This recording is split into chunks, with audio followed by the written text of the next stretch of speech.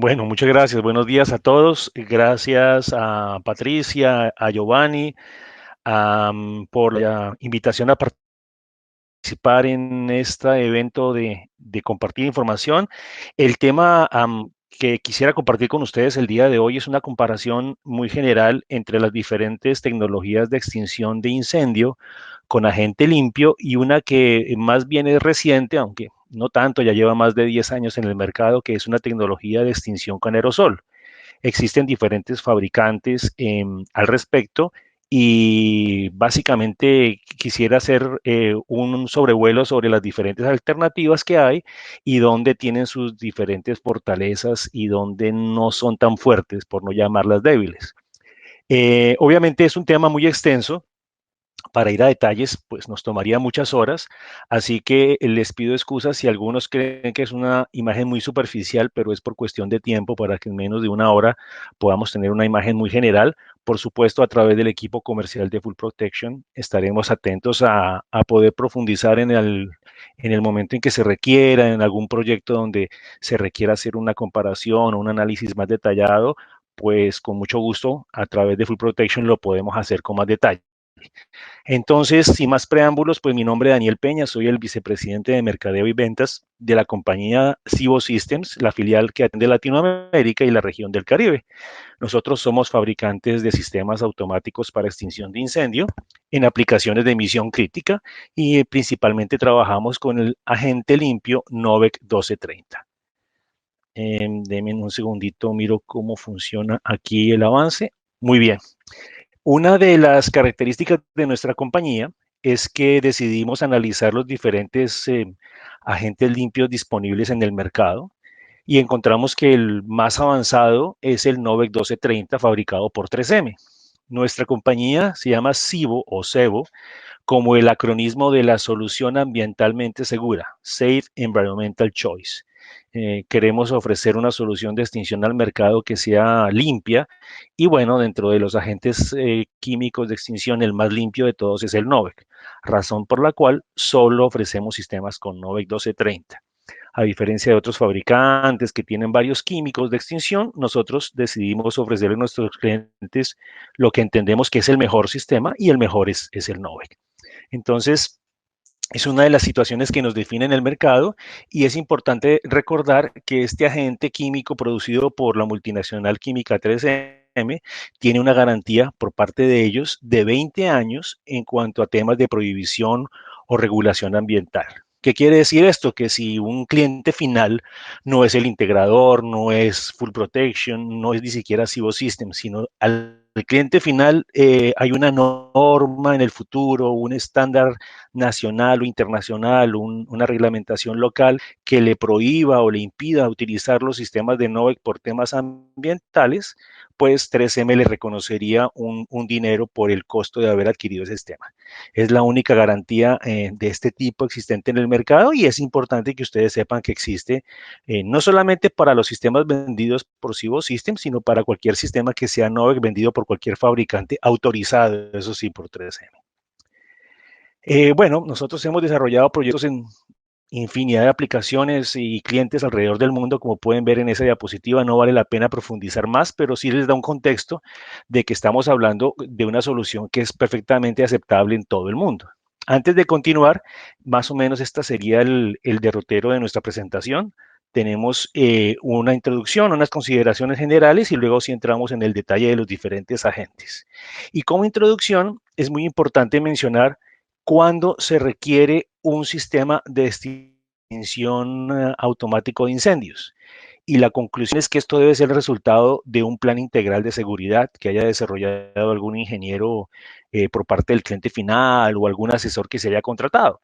Esta persona o esta compañía lo que hará es un análisis del nivel de riesgo de la situación, verá qué impacto tiene para la vida o para la organización el que haya un incendio en ese recinto y se tomará la decisión entonces de que una extinción manual o una extinción, digamos, solamente con soluciones, digamos, tradicionales, como puede ser la de agua o la de rociadores manuales, pues no puede ser suficiente. Entonces es allí donde se toma la decisión de un sistema de extinción que actúe de manera automática, y dentro de los que hay en el mercado existen, como les digo, los sistemas que colocan un químico en el recinto y un polvo que sería la solución en aerosol. Veo que aquí hay una pregunta. Cristian Málaga nos pregunta, ¿qué sucede con el Novec a los 7 días? Que indica que, creo que indica que está en la atmósfera. Ok, más adelante llegamos a ese punto, Cristian, gracias por la pregunta. Entonces, continuando con la introducción, básicamente esto no se pone de manera arbitraria, sino cuando el resultado de un análisis indica que el recinto necesita una protección especial que sea automática y por tanto se empiezan a analizar las opciones que existen en el mercado, ¿no? Veamos, dentro de los estándares que definen del estándar de la Asociación de Protección contra Incendios de Estados Unidos, que abarcan o cobijan este tipo de soluciones, pues está la NFPA 72, que es el Código Nacional de Alarmas de Fuego y Señalización. La NFPA 75, por ejemplo, es importante tenerla en cuenta porque es el estándar para la protección de equipos de tecnología de la información. La NFPA 76, que es el estándar para protección de equipos y sistemas de telecomunicaciones. La NFPA 2001, que es el estándar para extinción con agentes limpios, y la NFPA 2010, que es el estándar para la extinción con aerosol. Es importante tener en cuenta que los números de la 2001 y la 2010 se ven muy similares y puede presentarse para confusiones. Y son dos tecnologías muy diferentes, aunque el objetivo es extinguir el fuego, son la misma. Pero un agente limpio no es un aerosol y un sistema en aerosol no es un agente limpio.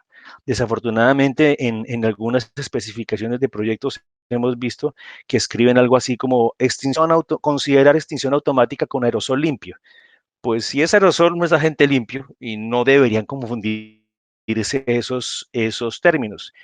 Son tan claros que hasta la norma americana tiene, o el estándar de la Asociación Americana, tiene un documento independiente para cada uno. Entonces, es importante hacer ese comentario. Muy bien. Continuando, el concepto sería que la acción correcta es prevenir que exista un fuego. Para eso hay una política de prevención, de no tener ciertos elementos inflamables dentro de un recinto.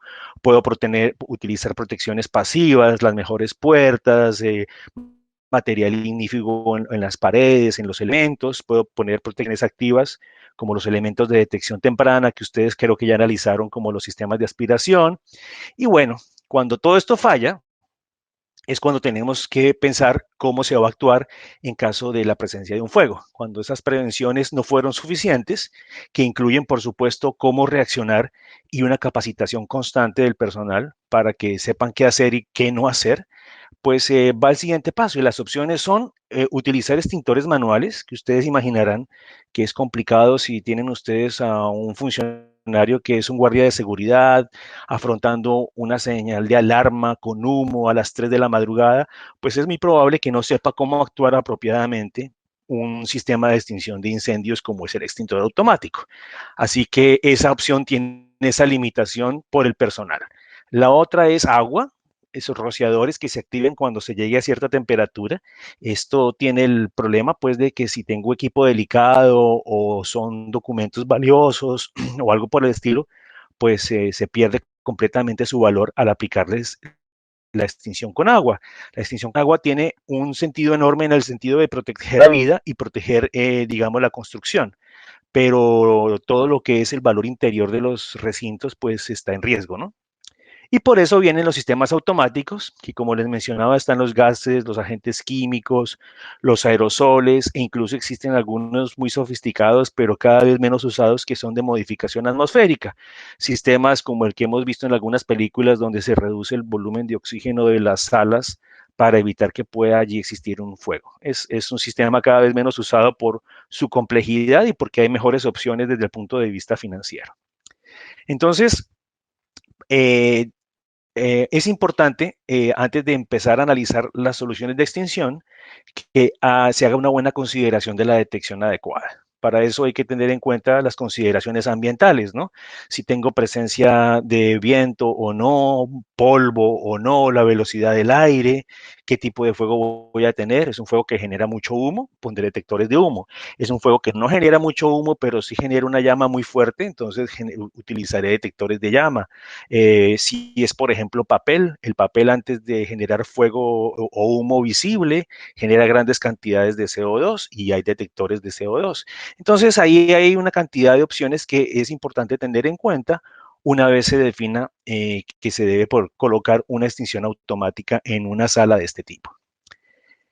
Este sería, digamos, el esquema general de la parte de detección. Como ustedes pueden ver, se utiliza el doble de detectores de los que se deberían utilizar habitualmente, porque el sistema necesita un principio de doble confirmación. Y es decir, si se va a tomar la decisión de hacer una extinción automática, bien sea con gas limpio o con aerosol o con la herramienta que se haya elegido, pues tiene que estar seguro de que no es una falsa alarma. Razón por la cual se coloca el doble de detectores y se conectan en circuitos independientes. De esta manera, si un detector falla o si un circuito falla, pues se tiene todavía el otro circuito y el otro detector equivalente para confirmar que hubo un fuego. Solo cuando los dos o más detectores de dos o más zonas se activan a la vez, se considera como ya una señal suficiente para activar automáticamente el sistema de extinción.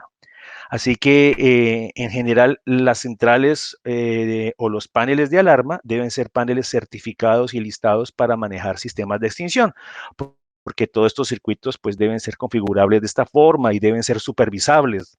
No debe haber manera de que si alguien corta un cable o se hace un cortocircuito, pues llegue a haber una forma de que el sistema quede deshabilitado sin que el panel dé una señal de falla o correspondiente, ¿no?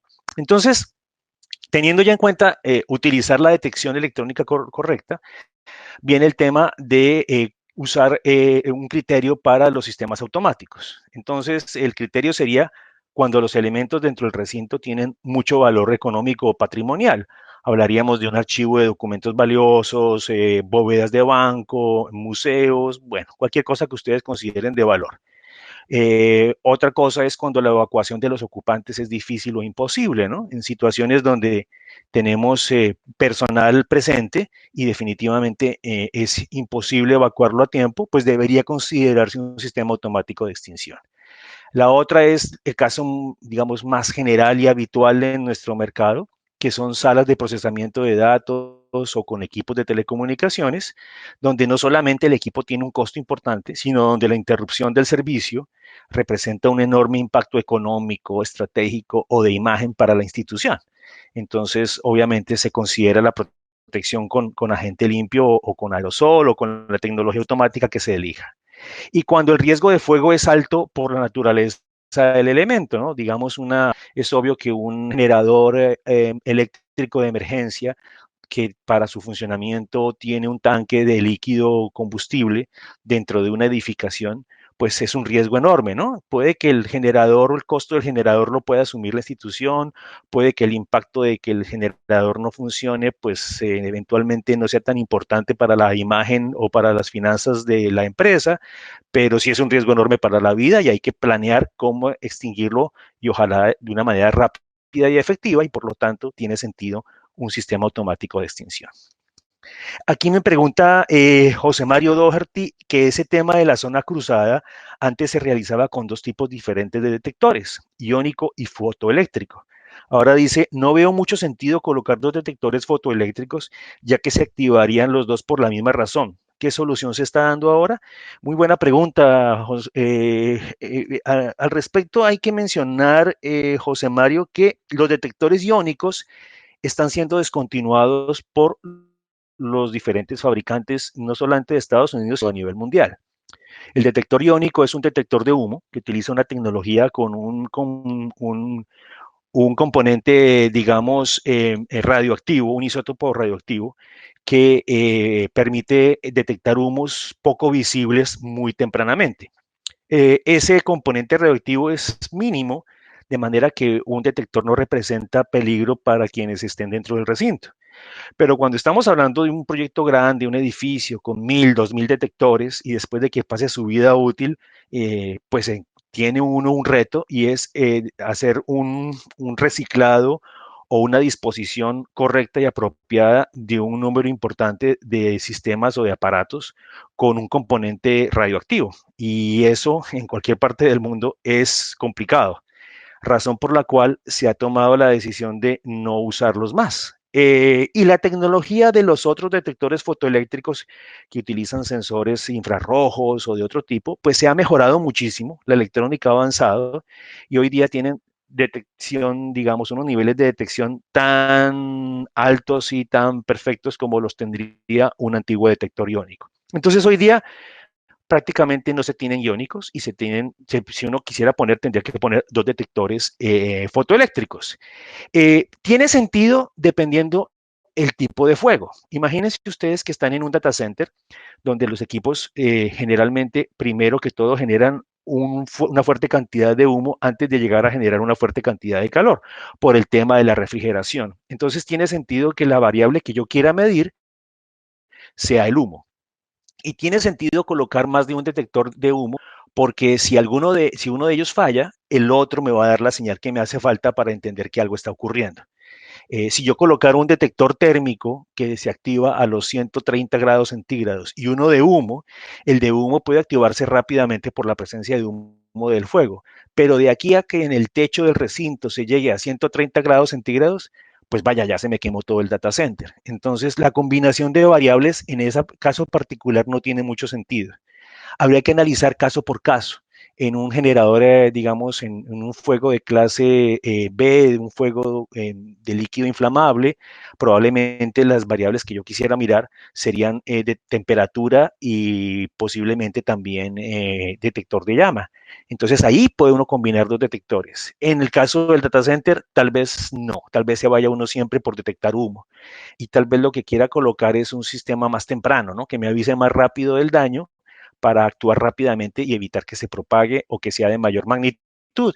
Así que un detector más sensible como un DESDA podría ser aplicable. Pero hoy en día se juega más o menos con las variables que se tengan en el recinto y no es extraño encontrar detectores cruzados que tengan la misma tecnología. Aquí me pregunta Edgar Leonardo Mantilla, que en algunos casos hacen el cruce de sensor de humo fotoeléctrico con un sistema de aspiración. Nosotros hemos encontrado un tema muy interesante en los data centers y es que la velocidad del aire muchas veces supera los 10 metros por segundo. Y ese es un límite que la norma y los fabricantes de detectores puntuales de humo han definido como el límite al cual el detector empieza a perder sensibilidad. Entonces, si yo tengo por el tema de refrigeración de estas salas de datos, una velocidad de aire alta, superior a los 10 metros por segundo, significa que yo debería colocar muchos más detectores fotoeléctricos o debería colocar un detector mucho más sensible.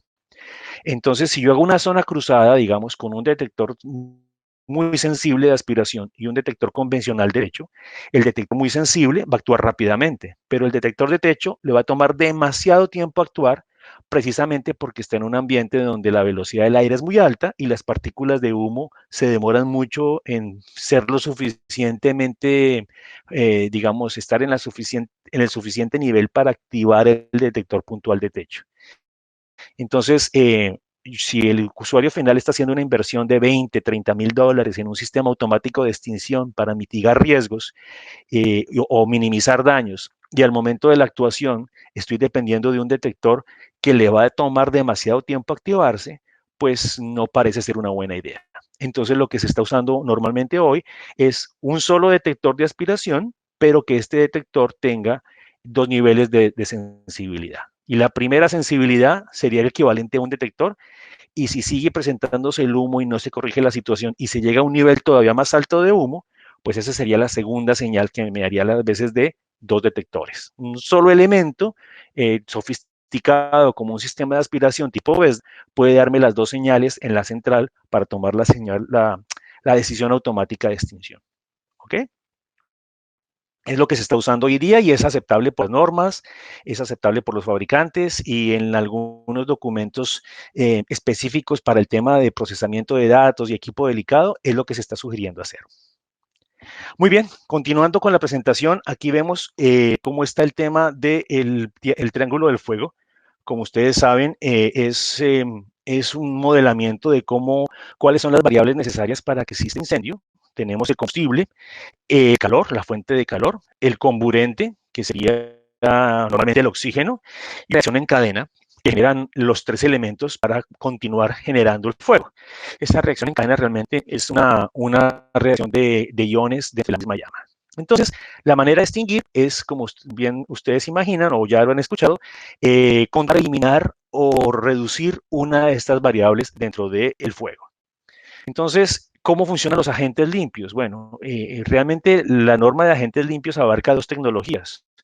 Una extinción con gases, que se llaman gas inerte, gases que están realmente ya en la atmósfera, son combinaciones de argón, de nitrógeno, de dióxido de carbono, cuyo único objetivo es reducir en el recinto la proporción de oxígeno y con ello, como vemos en el triángulo, si yo reduzco el comburente, que es el oxígeno, pues ya controlé el fuego.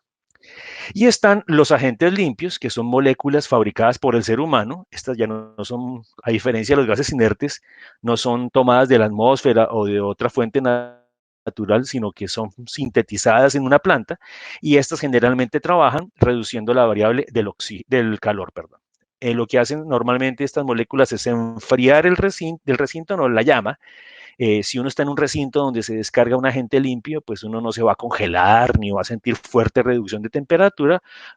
Donde está la llama es donde se efectúa el efecto de enfriamiento y por eso desaparece el fuego. Entonces son las dos variables de agentes limpios y gas inerte que cubren la norma NFPA 2001 y que necesariamente pues requieren una estructura como la que están viendo en la presentación. Es un juego de cilindros o tubos, como quieran llamarlo, que están conectados a una tubería o una cañería de descarga que conecta el contenido de esos cilindros a través de la tubería al recinto, donde a través de un par de boquillas o bueno, una o dos o las que sean necesarias, pues se hace la descarga de este químico, esparciéndolo dentro del recinto y haciendo su labor de extinción.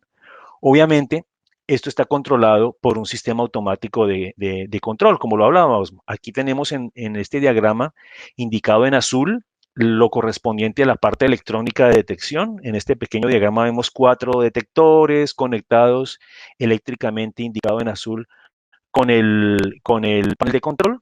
Y ahí ven ustedes el salida de este panel de control va directamente a los cilindros, donde estos descargan el agente limpio o su químico a través de la tubería indicada en este diagrama en color rojo. Y se hace la descarga a través de las diferentes boquillas, extinguiendo el fuego. Esto sería el diagrama muy genérico de cómo funciona un sistema de extinción automática con agente limpio.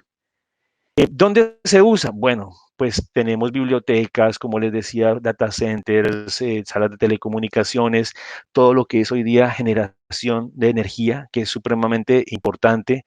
Cada vez estamos, digamos, distribuyendo más el procesamiento de la información, pero cada vez somos más dependientes de un suministro de energía continuo, así que las empresas de distribución de energía y de generación están cada vez más utilizando este tipo de tecnología para proteger a los generadores. Y bueno, todo tipo de aplicaciones marítimas, etcétera, estaría funcionando muy, muy bien y serían aplicaciones muy válidas. Aquí tenemos una perspectiva de cómo sería un poco la historia de los agentes limpios. Aquí tenemos que los agentes limpios hubo una primera generación por allí en la década del 60 y de ese químico, digamos, el químico líder de esa primera generación de agentes limpios fue el halón o halon 1301. Obviamente se encontró más adelante que esto generaba un efecto de calentamiento global supremamente importante y sobre todo un daño a la capa de ozono. Entonces, por esa razón, es una de las pocas cosas en que la normativa internacional se ha puesto de acuerdo y hemos logrado que se defina que debíamos reducir como humanidad la generación de estos químicos que dañaban la capa de ozono. Así que a partir de fines de los 70 y sobre todo década del 80 y el 90, entraron una segunda generación de agentes que son los HFCs o hidrofluorocarbonados, donde los más populares son el FM200 y el Écaro 25. Estos agentes limpios ya no tenían ningún efecto en la capa de ozono, pero lamentablemente con el tiempo nos dimos cuenta que seguían manteniendo un fuerte efecto de calentamiento global. Y ahí viene la tercera generación que fue desarrollada a fines del 90 y se comenzó a comercializar a principios de este siglo, el año 2001-2002, que es el Novec 1230, fabricado por 3M.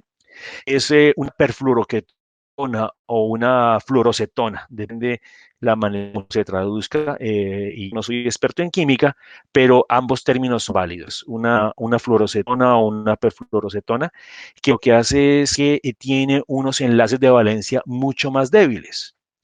El hecho de que este químico tenga unos enlaces de valencia mucho más débiles, lo que permite es que al ser expuesto a la luz ultravioleta, es decir, cuando se descarga y sale a la atmósfera, la luz ultravioleta rompe estos enlaces de manera muy rápida. Entonces es lo que comentaba uno de nuestros asistentes, que entiende que el agente químico Novec 1230 se desintegra, se biodegrada en la atmósfera muy rápido, algo así como 7 días. Realmente los estudios técnicos revelan que el promedio de vida de la molécula una vez descargada en la atmósfera es de 5 días.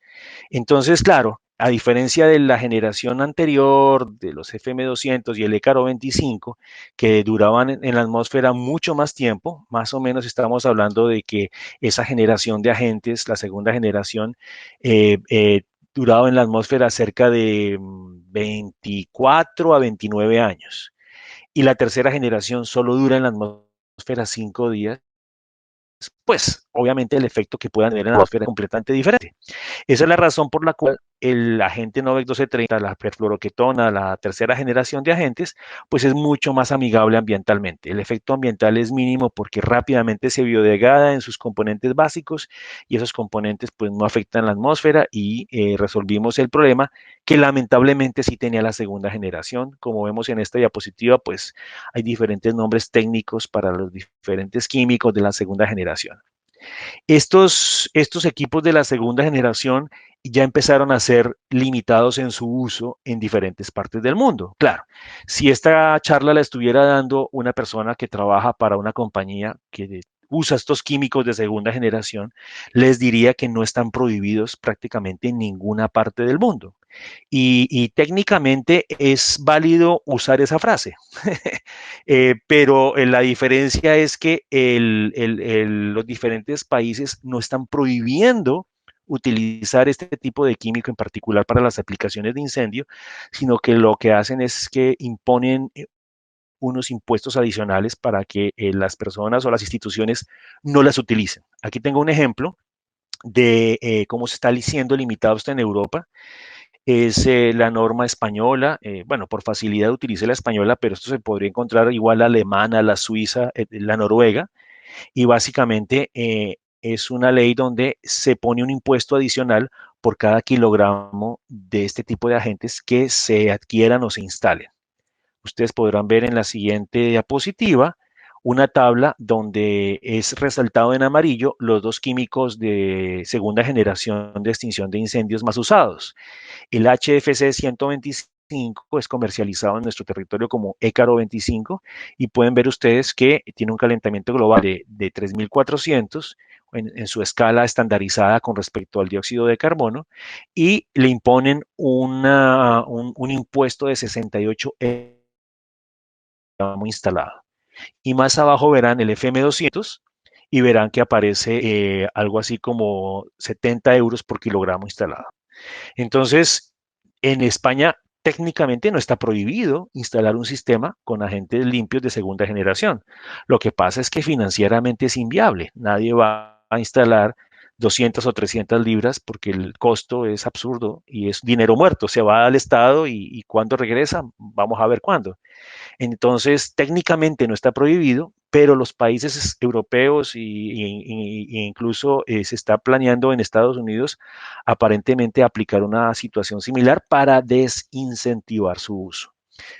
Lo mismo, alguien me pregunta, Jorge, en Colombia, que si está restringida la importación de FM200 y Écaro. No, exactamente lo que ocurre en España. En España no está prohibida la importación ni la instalación. Allá tienen un esquema donde ponen impuestos adicionales. En Colombia en particular no existe ninguna carga de impuestos o penalización por utilizarlos. Y es por eso que estos fabricantes de estos sistemas que antes era DuPont, ahora hizo una división que se llama Chemours, y este fabricante, pues las miles de libras que no está vendiendo en otros países debido a estas imposiciones de impuestos, pues adivinen dónde lo quieren vender y a qué precio. Entonces, es por eso que está siendo cada vez más vendido en nuestros países. Jorge me dice que me confirma que está regulado por la ANLA. Pues yo en particular estuve leyendo todos los documentos de importación necesarios para Colombia. En un caso muy particular estoy muy familiarizado con la ANLA, y lo que hace la ANLA o la Agencia Nacional de Licencias Ambientales es limitar lo que esté, digamos, prohibido por protocolos internacionales firmados por Colombia. Y Colombia tiene firmado protocolo para impedir la importación de agentes que dañen la capa de ozono. Y en este caso, de los FM200 y el écaro, no dañan la capa de ozono, lo que generan es calentamiento global. Entonces, lo único que tienen que hacer un importador de FM200 o écaro 25 es enviar una carta certificando que su químico no daña la capa de ozono, y con esa carta la ANLA le expide el permiso para importarlo. Y es por eso que en el mercado colombiano hay cantidades de FM200 y hay cantidades de écaro 25. Es es complejo, es un tema muy amplio que quisiera ya dejarlo aquí porque no nos va a dejar tiempo para seguir adelante. Obviamente estos sistemas se compran y se suministran con la idea de que si todo sale bien, nunca se van a descargar. Es lo que llaman una emisión pasiva, ¿no? Pero el problema es que después pasan los años y ese sistema hay que hacerle mantenimiento, o se decide desmontarlo y montar una nueva cosa. ¿Y cómo hacemos para quitarnos de encima miles de libras de un químico que daña la atmósfera? Ese es el peligro de usarlo, y obviamente tiene una agresividad comercial muy fuerte en estos días, porque su precio pues lo pueden ofrecer a un precio menor debido a que tienen una sobreproducción que no están pudiendo vender en otros sitios, ¿no? Entonces es un llamado de atención. Esto no significa que el agente químico de segunda generación no funcione. Eso funciona muy bien, apaga el incendio perfectamente si está bien diseñado y bien instalado, pero aquí tenemos un tema de ética con nosotros mismos, y es, bueno, ¿qué planeta le estamos dejando a nuestros hijos si seguimos vendiendo y haciendo negocios con cosas que a la larga pues son peligrosas y dañinas para el cuerpo y para el ser humano? ¿Cada cuánto se le debe hacer mantenimiento a estos sistemas? Creo que tengo una diapositiva más adelante al respecto. Déjenme ver si me puedo adelantar un poquito. Aquí está. Todos los sistemas de agente limpio deben tener una revisión trimestral general de todos los sistemas, sobre todo de la central de incendio, que no tenga una falla, que si tuvo alguna señal de alarma o algún evento, pues se pueda revisar qué ocurrió. Cada 6 meses se debe hacer una inspección a cargo de un contratista externo certificado que tenga entrenamiento en el sistema de detección y en el sistema de extinción. Hay que inspeccionar los cilindros. Si hubiera un daño de un cilindro, recibió un golpe, está fracturado, pues habría que cambiarlo. Se debe comprobar la presión de este gas dentro de los cilindros, y se debe comprobar que la carga dentro del cilindro sea la correcta. Con el tema de los gases comprimidos, un cilindro puede perder masa sin que pierda mayor, sin que haya una variación muy importante en su presión. Entonces, si uno solamente verifica la presión, puede que esté obviando o no se esté dando cuenta de una pequeña pérdida de masa. Entonces la norma exige que se debe confirmar la masa dentro del cilindro. ¿Y cómo se hace esto? Pues hay varios métodos. El lógico sería pesarlo, ¿no? El cilindro indica, en su cuerpo tiene un adhesivo que dice qué peso tenía cuando salió de la planta de producción, y uno cuando lo pesa en el sitio del cliente, pues confirma que ese peso coincida, y eso significaría que no ha perdido masa. Si es un cilindro de un tamaño considerable, pues levantarlo y ponerlo en una báscula no es tan fácil ni tan obvio, y es allí donde hay otros métodos como unos medidores internos de nivel que le permiten a uno saber hasta qué altura dentro del cilindro internamente está el agente limpio, y por ahí con una tabla del fabricante encuentra la cantidad y lo compara con la cantidad original. Y cada 12 meses hay que hacer una revisión minuciosa de mangueras, de conectores, de la tubería, verificar que la zona protegida no haya cambiado. Estos son sistemas que están hechos a la medida, al tamaño del recinto. Si en el recinto lo cambian, corren una pared de 1 metro o lo que sea, pues ya dejaron de ser funcionales y de tener efectividad y hay que volverlos a recalcular y hacer los cambios que sean necesarios para que se ajusten al nuevo recinto. Entonces, el mantenimiento sería básicamente por personal contratista certificado 2 veces al año, cada 6 meses, de acuerdo a esta tabla. Muy bien, yo quería antes de continuar hacer un pequeño ejercicio de indicarles cómo estamos en cuanto a regulación ambiental, ya lo vimos, pero sí quería mostrarles que en Cibo Systems tenemos en cuanto a extinción con agente limpio varias alternativas. Tenemos sistemas convencionales que, digamos, se calculan a la medida. Tenemos sistemas prediseñados como el que muestra esta imagen, donde siempre y cuando el recinto tenga ciertas características, pues tenemos la posibilidad de despachar un sistema prácticamente de manera inmediata. Estos sistemas prediseñados pueden ser con bastidor, como ven ustedes ahí, en la imagen hay uno con bastidor y con panel de control inclusive ya preconfigurado, o pueden solamente tener el bastidor con la tubería sencilla, pero no tener el panel, lo pueden colocar ustedes localmente. En fin, ahí tenemos varias opciones que me parecía interesante que ustedes supieran que existen. Tenemos temas, como les decía, de todos los tamaños, desde 40 libras hasta más de 1200 en un solo cilindro. Y tenemos también diferentes alternativas para proteger grandes recintos con el sistema Titan que ustedes ven en azul, o gabinetes electrónicos donde el gabinete está autónomo y solamente quiero poner un sistema que haga la detección y la extinción automática con el sistema Cube que vemos en la esquina inferior derecha. En fin, tenemos muchísimas opciones y capacidad de carga local en muchísimos de los países de la región, de manera que el cliente que adquiera un sistema de estos, pues está obteniendo más alternativas y mejor soporte que con otras marcas. Tenemos dos presiones de sistemas, cosa que, por ejemplo, en el aerosol no es posible. En el sistema de agente limpio se puede hacer y el tener dos presiones, pues le permite a uno tener diferentes niveles de, digamos, de efectividad hidráulica, ¿no? Una baja presión, pues no se comporta igual en la tubería que una presión un poco mayor. La presión un poco mayor, que es en este caso 500 psi, me permite colocar el cilindro más lejos o hacer redes de tubería con más bifurcaciones sin que ello afecte el sistema. Entonces es una ventaja. Aquí me pregunta José Mario que aún siendo un sistema de supresión, para la parte de detección sigue aplicando la NFPA 72 y la periodicidad de la revisión del sistema de detección es mensual, la inspección. Las pruebas y limpieza tienen otra periodicidad. Correcto.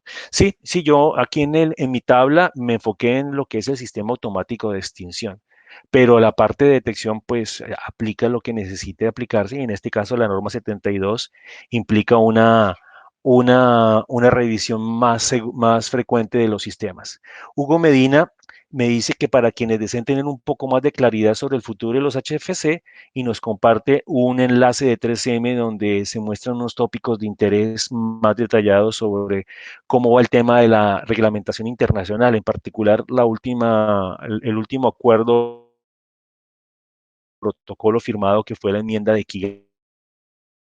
En el enlace del chat público es que para que puedan hacer sus respectivas indagaciones a más detalle. Muy bien, continuando con nuestra charla, entonces ya vimos lo del tema del mantenimiento. Yo quería mencionarles que es importante, debido a que estos sistemas de agente limpio prácticamente son sistemas a la medida, como lo mencionaba, para poder diseñar un sistema con agente limpio necesito identificar el tipo de riesgo, ¿no? ¿Qué tipo? Si es papel es una concentración, si es líquido inflamable es otra, si es equipo eléctrico es otro, si es equipo eléctrico de alto voltaje es otra concentración. Debo determinar las dimensiones internas del recinto y tiene que ser un recinto cerrado. Si yo tengo un equipo al aire libre, pues no puedo colocar un agente limpio porque una corriente de viento se lleva este químico y ya no tengo manera de hacer la extinción. Es importante saber la temperatura del recinto y su elevación sobre el nivel del mar. Como esto es la cantidad de agente limpio a colocar es proporcional al volumen digamos, a la masa de atmósfera dentro del recinto, pues la cantidad de atmósfera en un recinto a nivel del mar es muy diferente a un recinto a 4000 metros de altura. Entonces es importante saber esa elevación sobre el nivel del mar y la temperatura. Por supuesto, tener una idea de la trayectoria de tubería Y las dimensiones no solamente es en metros cúbicos, yo necesito saber para el tema de cubrimiento de cada boquilla exactamente cuál es el largo, ancho, alto, digamos, la geometría de la sala. Si hay un techo falso o un piso falso, tengo que saber su altura, sus dimensiones, y dónde voy a ubicar el cilindro. Un sistema de estos se tiene que calcular y no es lo mismo hacer el cálculo con el cilindro en una esquina del recinto a un cilindro a 10, a 20, a 30 metros de la sala a proteger. Entonces, esas son toda la información que nosotros necesitaríamos de parte de ustedes para poder diseñar o prediseñar rápidamente un sistema y poder cuantificar cuánto costaría y qué elementos tendría que ofrecerse. Aquí vemos un poco lo que hablaba yo de los diferentes tipos de fuego o riesgos de fuego, que dependiendo el tipo de fuego y el agente limpio que voy a usar, pues su concentración es diferente. Esa es la razón de saber por qué necesitamos saber qué es lo que está dentro de la sala o que estamos protegiendo. Aquí vemos lo que les mencionaba de un sistema prediseñado, como pueden ver a la izquierda, tengo un sistemita muy sencillo con un cilindro con una o dos boquillas y siempre y cuando esta trayectoria de tubería se mantenga bajo ciertos parámetros, pues yo puedo ofrecer un sistema prácticamente que tengo en stock y que sirve para proteger un volumen determinado. Ahora bien, a la derecha ven ustedes el resultado del software de cálculo hidráulico que genera exactamente es un cálculo con el cual yo puedo fabricar a la medida un sistema y como pueden ver es mucho más complejo. Allí tengo un diagrama de 4 cilindros donde la tubería sube y en la parte superior de la sala pues se divide en algo así como 2, 4, 6, 8 boquillas. Entonces, aquí ven ustedes que no hay ninguna simetría, las distancias son más considerables y este tipo de esquema pues no se puede hacer de manera prediseñada, sino que hay que calcularlo y hacerlo a la medida de acuerdo al recinto, al volumen, a la temperatura, a la elevación sobre el nivel del mar. Ahí es donde entran las variables que mencionaba. Ese cálculo es un documento que nosotros ejecutamos con un software certificado y es la confirmación nosotros como fabricante les damos a ustedes y al cliente de que el sistema que está hecho a la medida fue diseñado correctamente, cumpliendo todos los parámetros, concentración de agente limpio, los tiempos de descarga que tienen que ser menos de 10 segundos, que los volúmenes a proteger están cubiertos con el número de boquillas correcto. Es una confirmación técnica que el sistema que estamos entregando funcionará de acuerdo a los parámetros exigidos por la industria dentro de esa sala. Entonces es un documento muy importante que incluso pues sirve como guía de instalación, ¿no? Del sistema. Me preguntan qué requisitos de tubería debe tener, pues los requisitos de tubería deben ser cédula 40, los acoplamientos o fittings deben ser clase 300, como ven ustedes allí, pueden ser ranurados hasta de 6 pulgadas, cada sección de tubería luego de ser instalada, tiene que ser limpiada internamente luego de la preparación y antes del ensamblaje, se debe limpiar con un limpiador no inflamable, la red de tubería debe quedar libre de aceites, de grasas, es decir, hay un trabajo que no es ciencia nuclear, pero es un trabajo que tiene que hacerse para asegurarse que la tubería pues quede en buenas condiciones.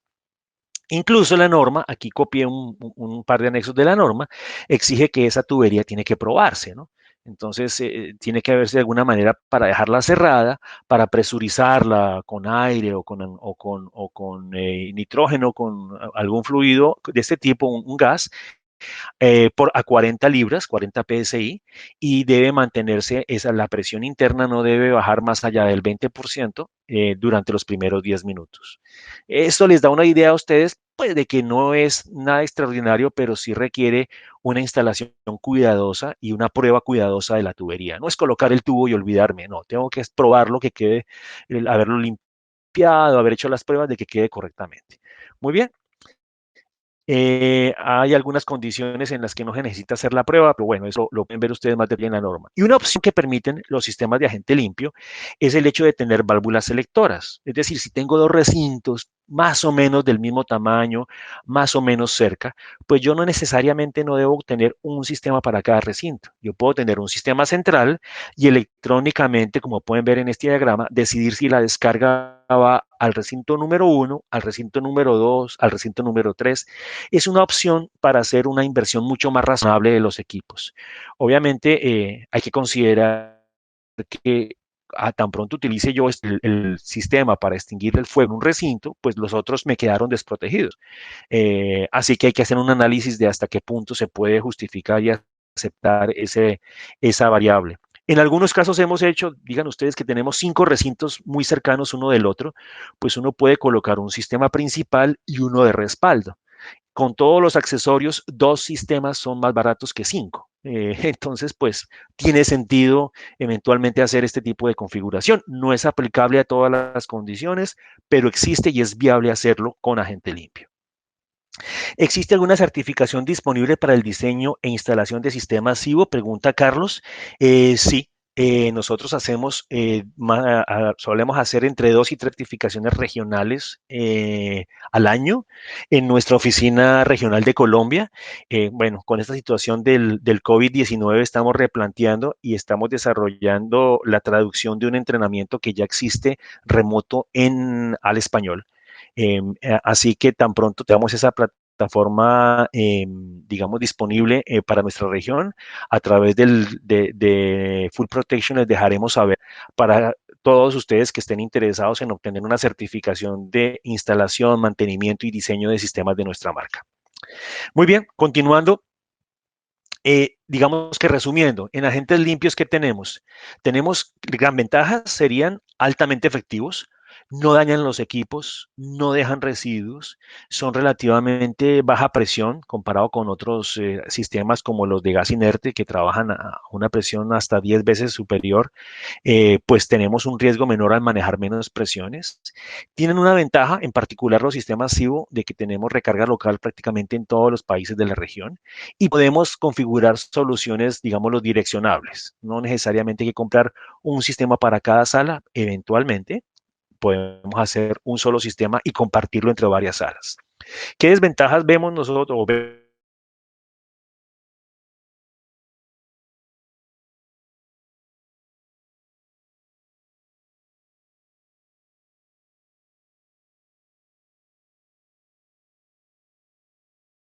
Global y unos márgenes de seguridad relativamente bajos. Es decir, o si calculo equivocadamente, pues de la medida y yo diseño sistemas para que sean seguros para personas. Está el tema, algunos dicen que, bueno, pues esa limpia no hay que evacuar la sala, pues la norma pide, como toda la norma y la lógica que es un acto de incendio, las personas deben evacuar. Así la gente sea limpio, así esté bien diseñado y no vaya a hacer daño a la persona que esté presente, pues la idea no es estar presente en una sala, sino apenas haya una alarma de incendio, uno debería evacuar, lo cual ese argumento de la evacuación del personal pues es discutible. Por último, una desventaja es que requiere una instalación, como vimos, y un mantenimiento y unas pruebas de la tubería. Hay que hacer un cálculo más bien detallado, no es un cálculo que uno puede hacer en Excel o en un software de la casa, pues no, requiere uno hacer un cálculo más detallado. Y por último, pues a pesar de que hay soluciones de diferentes gamas de precio, pues es una solución relativamente costosa, ¿no? No todos los proyectos tienen el presupuesto para asumir la compra y el mantenimiento de un sistema de agente limpio. Entonces, yo considero que el precio, aunque ha variado mucho en los últimos años, sigue siendo una desventaja de este tipo de soluciones. Por otro lado, tenemos opciones, como les decía, nosotros en particular tenemos una solución de un agente limpio para pequeños recintos que puede no tener detección electrónica, que le llamamos X, y tenemos para este tipo de aplicaciones, gabinetes, pequeños riesgos donde no se justifique inundar toda la sala con agente limpio, sino solamente el gabinete o el punto donde se puede presentar el fuego. Y aquí tenemos la solución específicamente diseñada para gabinetes cerrados, obviamente, donde se mantenga el químico una vez descargado, pero incluye todo. Es una unidad que incluye detección electrónica, incluye la extinción automática. Me dice que no están escuchando completo.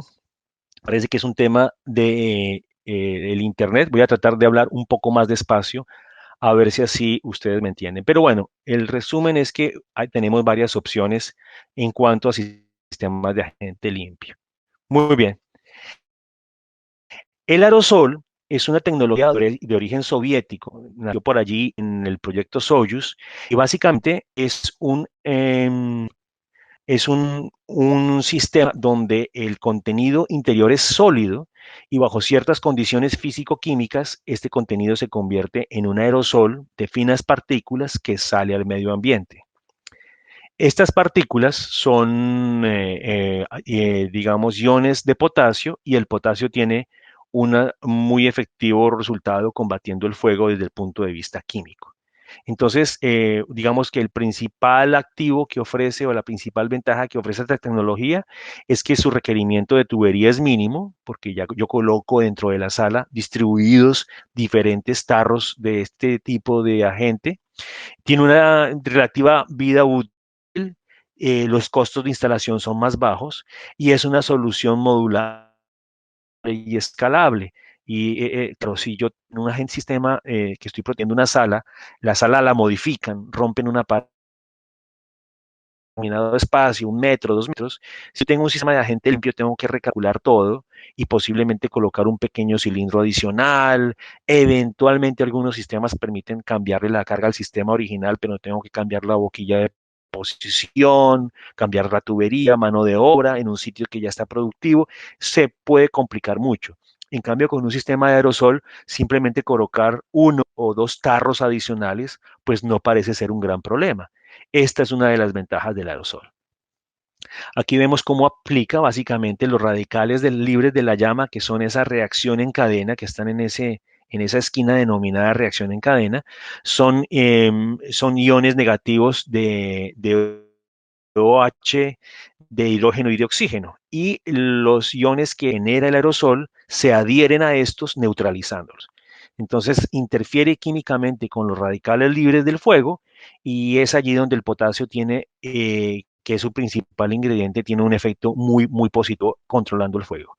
Entonces aquí no estamos, ni estamos enfriando la llama, ni estamos reduciendo el oxígeno, ni estamos creando una capa entre el combustible y el resto, no. Estamos interactuando químicamente con la llama. Hay unidades en el mercado térmicas que utilizan un sensor que activa la unidad a cierta temperatura y bueno, estas son utilizables en cualquier sala, recinto o espacio donde una unidad sea suficiente. Si una unidad es suficiente, puedo colocarle un sensor térmico. Si yo necesito para proteger esa sala, he calculado que necesito 2 unidades, pues ya no puedo usar el detector térmico, porque entonces se activa una unidad a una temperatura en algún momento y no sé cuándo se va a activar la otra, si en 1 minuto, en 10, en 20. Necesito sincronizar su activación y los detectores térmicos individuales no me permiten hacer esa sincronización. Hay unidades manuales tipo granada, por ejemplo, que uno las puede arrojar en algún fuego en un sitio y se activan y descargan su aerosol. Y la más conocida, que son unidades eléctricas que requieren, igual que la gente limpio, una corriente eléctrica para activarse. Son muy efectivas, es decir, cuando yo necesito, por decir algo, 500 gramos o 500 libras de agente limpio para extinguir un fuego en una sala, si yo voy a hacer el equivalente en aerosol, pues solamente necesitaría 50 libras. La diferencia es 10 a 1, desde el punto de vista de actividad en la masa es importante. Aquí vemos el contenido interno muy general, dependiendo de cada fabricante, pues tiene muchas variantes, pero el concepto general es que tenemos un compuesto que cuando se calienta debido a un iniciador que puede ser eléctrico o incluso pirotécnico, al activarse genera, digamos, que ese compuesto que forma el aerosol empiece a hervir, empiece a arder, generando internamente las partículas de aerosol. Como les dije, la palabra hervir o arder, ustedes imaginarán que aquí hay una fuerte temperatura dentro de la unidad de aerosol. Por lo tanto, el aerosol hay que enfriarlo antes de que salga al medio ambiente. Y existen métodos diferentes de enfriamiento. Hay unos que son enfriamiento químico, otros son enfriamiento físico, pero el objetivo, digamos, es que prácticamente más de la unidad del aerosol es simplemente etapas de enfriamiento para que esas partículas de aerosol de potasio salgan a muy baja temperatura. Aquí tenemos, la desventaja sería que internamente arde a alta temperatura y eso significa que hay que cuidar esas emisiones, hay que reducir ese calor y eso significa que yo tengo que poner distancia entre los aerosoles y los equipos que está protegiendo. Hay que ventilar el recinto. Normalmente los fabricantes, dependiendo de cada fabricante, variantes, pero piden que se debe ventilar el polvo químico entre entre 10 minutos y 1 hora después de descargado. Y otra cosa que es una ventaja es que cada fabricante tiene una diferente. Si yo voy a diseñar con los señores de STADX que fabrican en Estados Unidos, me piden 70 gramos por metro cúbico para un proyecto, cuando si voy a trabajar con el Hotchkiss me piden 100 gramos por metro cúbico. Entonces no es comparable. Cuando yo trabajo con agente limpio, un sistema de Novec, no importa la marca, siempre tiene la misma cantidad de Novec para ese recinto. En este caso, los aerosoles cambian mucho dependiendo del fabricante. La vida útil es fija y es también puede ser ventaja o desventaja. Ventaja porque dura, por ejemplo, en el caso del aerosol americano, 10 años, pero desventaja porque si después de 10 años el sistema está todavía en buenas condiciones, pues no hay nada que hacer. Tengo que botarlo y reemplazarlo por uno nuevo. No requiere tubería compleja como la del agente limpio, pero igual los conectores eléctricos para activarlos pues deben ir protegidos por la norma con una tubería conduit. Y bueno, es menos exigente, pero igual hay que instalar algo de tubería. Y la ventaja es pues que es modular y escalable. Aquí vemos, finalizando ya la presentación, Em, el tema es que debe tenerse mucha precaución en cómo se instalan las unidades de aerosol. Aquí vemos un diagrama de un fabricante, pide una angulación determinada, debe colocarse hacia los espacios vacíos, nunca apuntarse hacia la pared, ni directamente a los equipos, porque no hacerlo, primero podemos sobrecalentar el equipo, lo cual está muy mal, y lo otro es que el tamaño de las partículas de aerosol depende mucho de que no tenga obstrucción enfrente de sus boquillas de descarga. Entonces, el hecho de que yo pueda poner una pared enfrente puede que a la pared no le dañe mucho la temperatura o algo así, pero sí va a generar o va a incrementar la probabilidad de que se presenten partículas. Y esas partículas, si no dañan los equipos, pueden ir a los ventiladores de los mismos, etcétera, y pueden dañar los equipos. Entonces, es una solución muy sensible a su instalación, a que se ventile rápidamente. Y bueno, estos aerosoles, les confieso, como tienen potasio, tienen un olor muy fuerte. Entonces, pues, no, si yo tilo hacia un área de oficinas, lo que puedo hacer es que esa área de oficinas sea imposible de utilizar en las próximas 48 horas. Sería una solución peor que la enfermedad. Entonces hay que planear cómo llevar ese polvo fuera, donde no moleste a nadie, e ingresar aire fresco al recinto. Si el recinto estaba refrigerado y yo estoy en un área muy húmeda, al entrar aire fresco, si no está filtrado, si no le he bajado la humedad, ese aire, al chocar con aire frío, se va a condensar y va a generar condensación y humedad en los equipos, cosa que tampoco es muy apropiada. Entonces, como pueden ver, tiene sus limitaciones, no es bueno para todo. Aquí tenemos una tabla de un fabricante en donde nos dice cuál es la distancia mínima de los equipos y a medida que la unidad es más grande, debo tener una distancia hasta de 1 metro entre la unidad de extinción y el equipo más cercano, la pared más cercana, y unas limitaciones en cuanto a su cubrimiento y altura, ¿no? Entonces, no es simplemente regla de tres y tantos gramos por recinto, sino que también debo ver cuál es el cubrimiento de cada unidad para calcularlo correctamente. No se debe usar en fuegos clase A, como son fibras naturales y papel y madera, porque estas pueden arder por dentro y el aerosol, como es polvito, no es molécula, pues no puede entrar dentro y solamente hace una extinción superficial y tan pronto se ventile, puede generar de nuevo incendio. Como les decía, sensible a su correcto dimensionamiento, ventilación y obviamente por el tema de la temperatura, no es apto para espacios clasificados como explosivos. Entonces, concluyen, perdónenme que me extendí más de la cuenta, pero el agente limpio presenta bajos residuos o ninguno, es independiente de muchas variables de instalación, tiene una vida útil de aproximadamente de 30 años antes de empezar a hacer pruebas para ver si se puede durar más, puede recargarse localmente, es más costoso, es una solución a la medida y su control eléctrico puede ser sencillo. El aerosol tiene el riesgo de dejar residuos, es sensible a la ubicación, apuntamiento, ventilación, tiene una vida útil más limitada, solo 10 años en la mayoría de los fabricantes. En caso de descarga, pues no se puede recargar, hay que botar a la basura los tarros y comprar nuevos. El precio es muy bueno, es modular, tiene la desventaja de que dependiendo del fabricante su dimensionamiento es diferente y el control electrónico puede ser sencillo si las unidades son pocas. Si tengo 60, 70 unidades de aerosol para un gran recinto, electrónicamente hacer el control de esa cantidad de unidades puede complicarse un poco más.